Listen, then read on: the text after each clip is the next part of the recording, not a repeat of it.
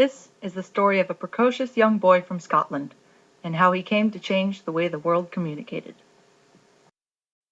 In 1847, in Edinburgh, Scotland, a baby was born, the middle of 3 boys. His parents called him Alec. Alec didn't know it yet, but he was born into a family known for its talent with the spoken word. His grandfather was an actor and speech tutor, and his father Melville was a renowned professor of elocution at the University of Edinburgh, who developed the first international phonetic alphabet, called visible speech, to help the deaf learn how to pronounce words. Melville was motivated in part by his wife Eliza, Alec's mother, who was herself deaf since the age of 12. Encouraged by his father and inspired by his mother, Alec became fascinated with vocal communication from an early age. While his brothers talked to their mother using her ear trumpet, Alec figured out that he could communicate with her better by leaning up close to her forehead and speaking in low, clear tones so that she could feel the vibrations. On a more playful note, he also liked making the family dog seem to speak in sentences by manipulating its vocal cords while it growled, much to his family's amusement.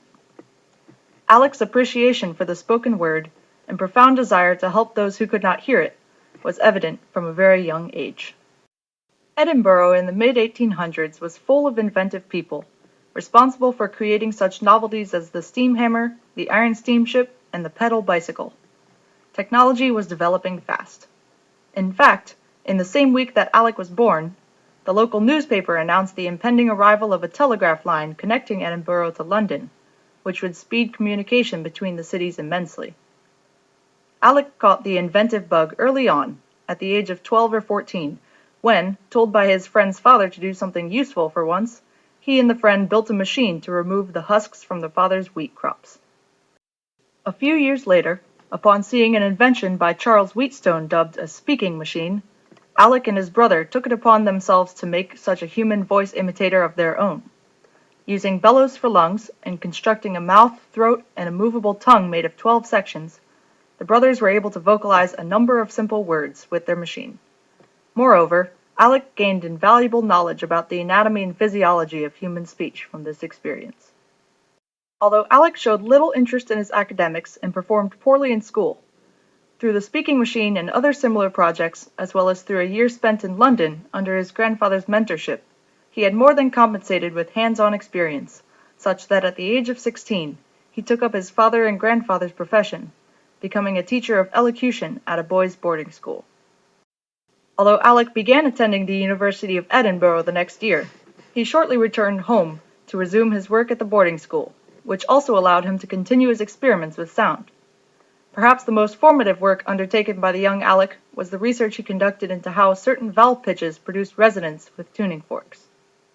Writing up a report and sending it to a colleague of his father's, he unfortunately found out that his work almost entirely duplicated a set of studies by the German physicist Hermann von Helmholtz. Undeterred by this discovery, nor by his inability to read German, Alec painstakingly translated Helmholtz's German thesis and studied it in detail, in particular the physicist's additional work synthesizing vowel sounds by bringing electromagnets close to the tuning forks. Interestingly, Alec misinterpreted Helmholtz to have achieved transmitting vowel sounds by electricity, not just generating them. Based on this false knowledge, Alec believed that electrical transmission must be achievable for consonants and thus whole speech as well, and he became determined to make it happen. He would later say that this misunderstanding was crucial for his future studies pursuing the transmission of speech, giving him confidence that his goal was within reach and that he should pursue it, however unfounded that confidence turned out to be. So, by 19 years of age, Alec, who of course is more commonly known by his full name of Alexander Graham Bell, had chosen a problem, the electrical transmission of speech.